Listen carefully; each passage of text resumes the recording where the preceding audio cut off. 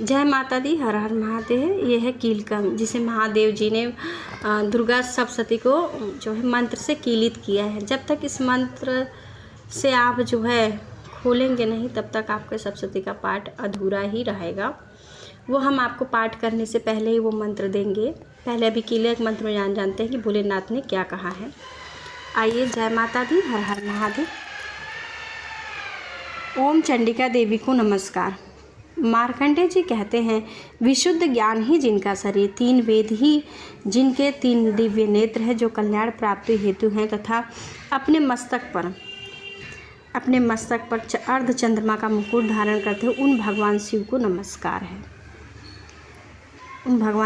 मंत्रों का जो अभिकीलक है, अर्थात मंत्रों की सिद्धि में विघ्न उपस्थित करने वाले शाप रूपी कील का जो निवारण करने वाला है, उस सप्तशती स्तोत्र को संपूर्ण रूप से पहले जानना चाहिए और जानकर ही उसकी उपासना करनी चाहिए।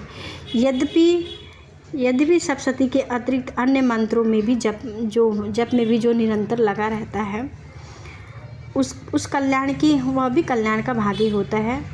उसके भी उच्चाटन आदि कर्म सिद्ध हो जाते हैं तथा उसे भी समस्त दुर्लभ वस्तुओं की प्राप्ति हो जाती है।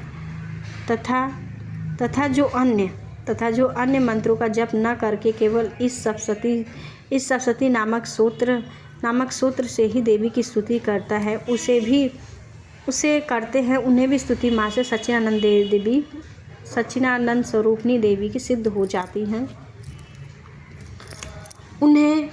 उन्हें अपने कार्य से सिद्धि के लिए किसी मंत्र, औषधि या अन्य प्रकार के साधना की आवश्यकता नहीं होती, उपयोग की आवश्यकता नहीं होती है, जो बिना जप के ही उच्चाटन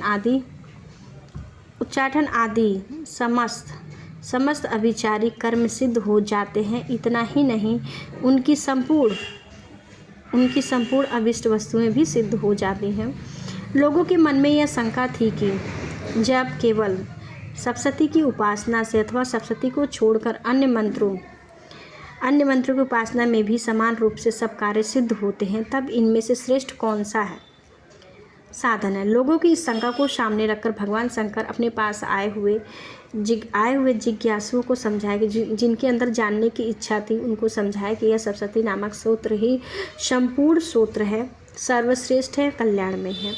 तदंतरम भगवती चंडिका सप्तशती नामक सूत्र से ही महादेव जी ने गुप्त कर दिया है। सप्तशती के पाठ से जो पुण्य प्राप्त होता है, उसकी कभी समाप्ति नहीं होती है, किंतु अन्य मंत्रों के जप यंत्र में पुण्य की समाप्ति हो जाती है। अतः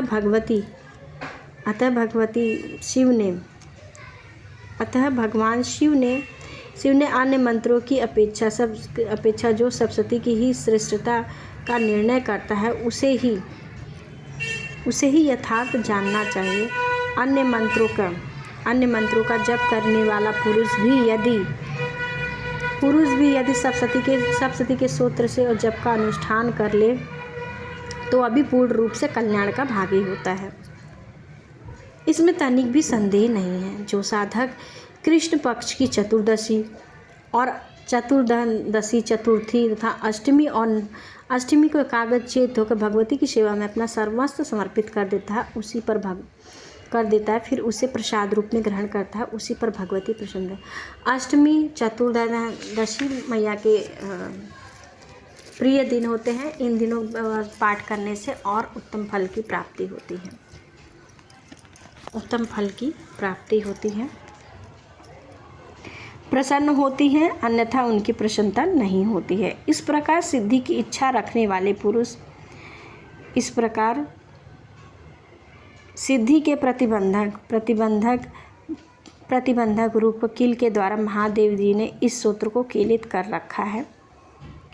जो पूर्वोक्त रीति से निष्क्लीन करके इस सप्तशती नामक सूत्र को प्रतिदिन स्पष्ट उच्चारण पर पाठ करता है, वह मनुष्य सिद्ध हो जाता है, वही देवी का पार्षद होता है और वही गंधर्व भी होता है। सर्वस्व विचरते रहने पर भी उसे इस संसार में कहीं भी भय नहीं लगता और वह अल्प मृत्यु के वश में भी नहीं पड़ता। फिर देह त्यागनानंतर मोक्ष प्राप्त कर लेता। अतः कीलक को जानकर उसका परिहार करके ही करके ही सप्तशती का पाठ आरंभ करें। जो ऐसा नहीं करता है उसका नाश हो जाता है।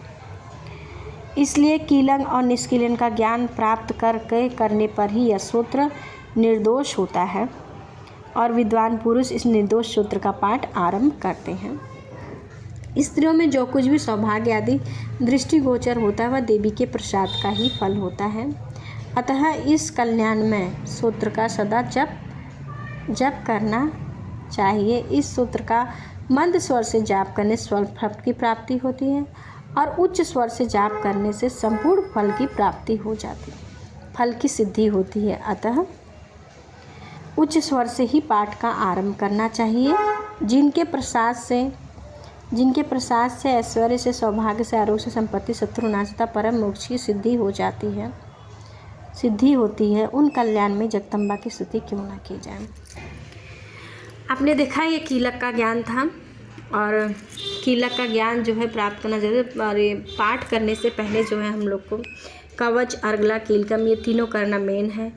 पाठ करने से पहले, प्रथम अध्याय करने से पहले जो ये मंत्र से कीलित रहता है, बंधा रहता है दुर्गा सप्तशती का पाठ, इसको खोलना बहुत ज़रूरी रहता है। अगर आप नहीं खोलोगे तो इस पाठ का आपको पूरा लाभ नहीं मिलेगा।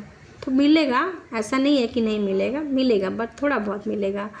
जब हमें करना ही है और तो इसका हमें पूर्ण रूप से इसका लाभ प्राप्त होना चाहिए। इसलिए जो है उस मंत्र से इसको खोल के तभी जो है दुर्गा सप्तशती का पाठ करना चाहिए। जय माता दी, हर हर महादेव। प्लीज़ आप सबको पसंद आए तो कमेंट में जय माता दी ज़रूर लिखें।